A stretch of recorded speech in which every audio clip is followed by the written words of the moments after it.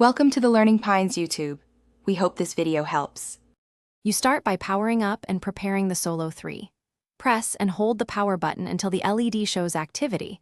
This wakes internal systems required for noise cancelling. Once done, make sure the battery is above 50% so ANC tests aren't affected by low power behavior. Next, check your phone's Bluetooth list and remove older Beats entries to avoid automatic reconnects. Finally, position the headphones on your ears, snugly so seal, and fit won't skew noise, canceling performance during the following steps. You now pair and activate the noise cancelling feature. Connect through Bluetooth and confirm the headphones show as connected.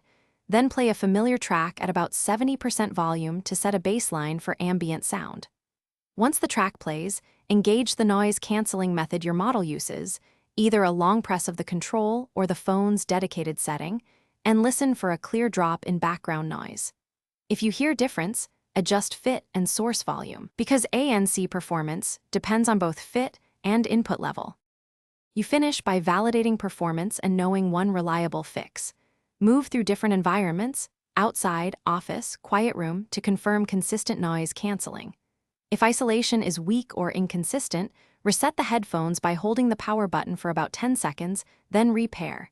This clears stale states that block ANC. Make sure your phone's OS and the Beats firmware are up to date, because software mismatches can impair ANC. If issues persist, try a different audio source to rule out the player or Bluetooth interference. Thanks for watching. Consider subscribing if we helped you.